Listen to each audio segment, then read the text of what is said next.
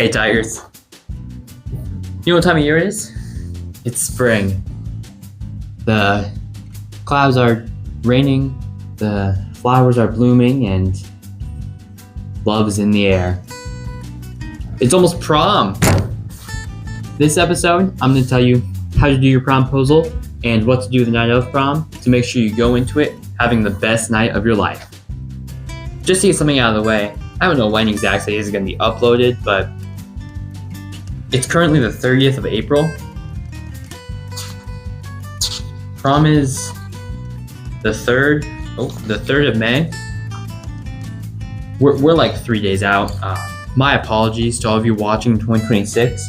This isn't going to be of much use to you. You can't buy tickets anymore, and I hope you've already done your promposal. But if you're watching in 2027, 2030, 2035, if prom even still exists, then these tips are going to be perfect for you. Let's start with the first thing you need, a promposal. My tip, the bigger, the better. Now, sure, your average sign with a funny quip, "I'd be blue without you, prom," it gets the job done, but it's not creative. It's been done a million times before, and is that really who you want to be? Not unique, just doing the same thing that everyone's done before? No, you're special, you're unique. I know you got this.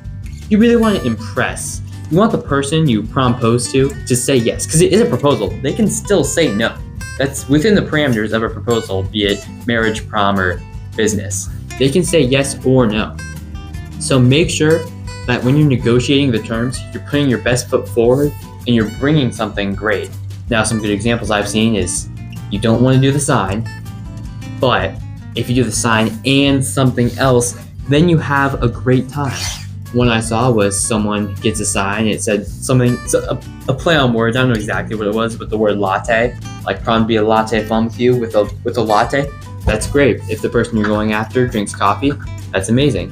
And I saw another one, I actually overheard this one, I didn't see this one, but someone was going to use tennis balls and spell out prom because the person they were asking out really loves tennis.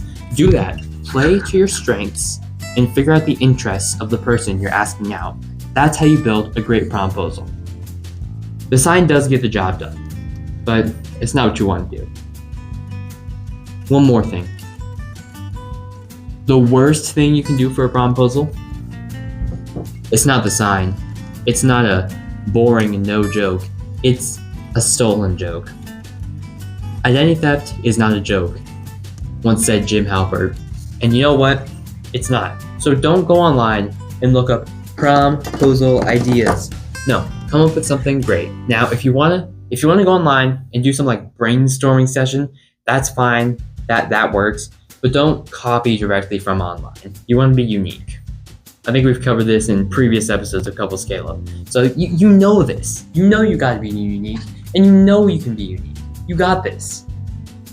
All right. You promposed. He or she said yes. Now what? You need to start planning. Start planning in advance, hopefully multiple days, like a week or more. Now, as I said earlier, it's the 30th of April, and my group of guys, we're just starting planning. So we might be a tad cooked, but I'm sure it'll all work out, right? Anyway, you want to start planning early. A week before is optimal, because here's what you're gonna need. Well, I hope you've already planned your outfit and everything. If you're someone who's gonna wear a dress to prom, I know that's like kind of a bigger deal, but you should really think about your dress beforehand. I say dress meaning any sort of clothing. So if you're gonna wear a suit, make sure, do you have a suit? Do you need to get tailored for a suit? Do you need to buy a suit? Figure that out like a month in advance. And then if you're gonna wear a dress, I don't know much about dresses. I assume it's pretty similar. Maybe ask, Romantic Renee about dresses. That's not my jurisdiction. But make sure you have your dress set a month before, and then, kind of a week before, you're gonna want to start thinking about what time are we gonna meet up, where are we gonna get pictures, where are we gonna eat, what time do we want to get to the dance, because there's like an hour span where you can get there. What time do we want to get to the after prom, because same thing. So here's what I recommend. Meet up. The dance starts at, I believe, 8. That's just off the top of my head. Do not quote me on that. Then you're gonna want to work from the End of the night, back. So you can kind of, by end of the night, not after prom, really, you can think from the start of prom. So then think, what time do we want to be done eating? Oh, 7:30. What time should we start eating? Well, it could be busy and you want to make a reservation. If you can't make a reservation, 6. And then what time do we want to get pictures then? Oh, 5:30. Then what time should we meet up? Let's plan on 5. So really, if the dance is at 8, you want to meet up 5 or even earlier. Depending, it's going to vary group to group depending on how many people you have, what you want to do beforehand, because I would recommend just kind of hanging out too, but that's your choice. And back to the restaurant thing. You can eat anywhere. I know it's kind of customary to go to some big, fancy, expensive restaurant and drop a bunch of money, but life is more about memories than objects. So try to build those memories, those experiences, as opposed to worrying so much about how much this is going to cost and spending the right amount of money on her or him, and is it going to be pleasing? If you go to Bebop's, that's great. If you go to, I actually don't even know a name of a high-end restaurant. I'm just like such a thrifty guy. If you go to insert high-end restaurant here, that's great too. My pick, kind of in the middle between super like fast food cheap and super fancy and expensive. Olive Garden. Yup, there's an Olive Garden in Waukee now, so it's even more accessible. And I mean, it's about, meals are, that like 10 to 20 range is a good average. Not too expensive, but like you get pretty full at Olive Garden. For homecoming, I went there. I think I spent about $17, give or take. 1,700 calories. I was full, and I had a great time. Okay, after food, you go to the dance. This part is going to be a little short, because my advice for you at the dance is simple. Have fun. Don't take yourself too seriously. Just enjoy the night. Don't be the guy who's like, I'm too cool for this. I'm gonna frat flip in the corner. Be the guy who tears up the dance floor, who's not afraid to be himself. Dance like the whole world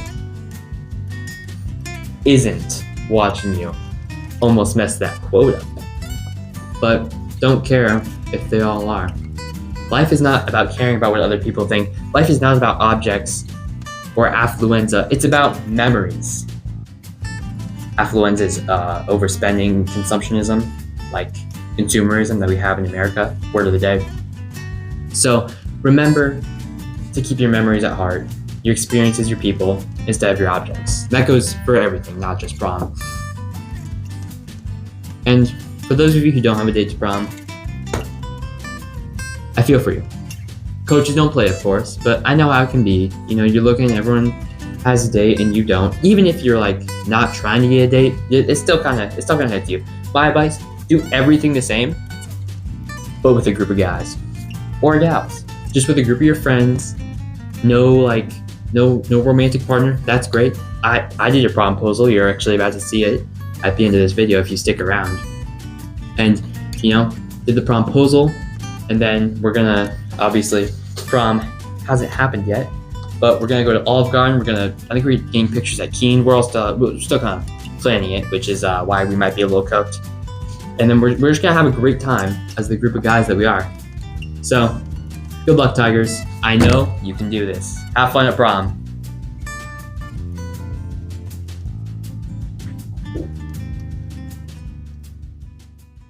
I'd be blue without you. Prom? What? Yes!